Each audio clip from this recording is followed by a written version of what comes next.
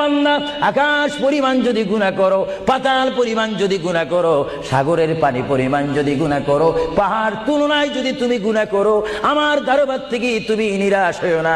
বান্দা, আমি তোমাকে একটি রাস্তা বাতাই দিচ্ছি, একটি পথ তোমাকে আমি দেখাই দিচ্ছি।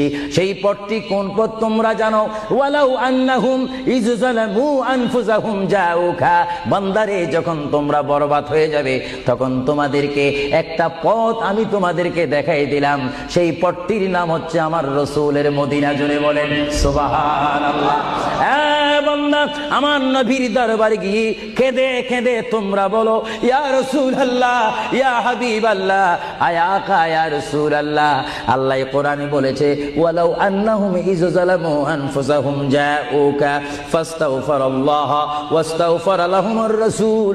আল্লাহ বলেছে, হে বান্দা, তোমরা ডানে না গিয়ে, বামে না গিয়ে, পিছে না গিয়ে তোমরা সরাসরি আমার নবীর কদমে চলে যাও।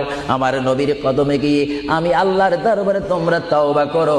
তওবা করতে করতে তোমাদের চোখের পানি যখন বাইর হয়ে যাবে, আর ওই মুহূর্তে যদি আমার বন্ধু যদি তোমাদের জন্য আমার দরবারে সুপারিশ করে, আমি আল্লাহ তোমাদেরকে ওয়াদা দিয়ে দিলাম, গ্যারান্টি দিয়ে দিলাম, আমার রাসূল যদি তোমাদের জন্য আমার দরবারে সুপারিশ করে, সঙ্গে সঙ্গে বান্দা তোমার অতীতের জীবনের কবিরা সগীরা গুনাহ মাফ করে দেব। জোরে বলেন সুবহানাল্লাহ।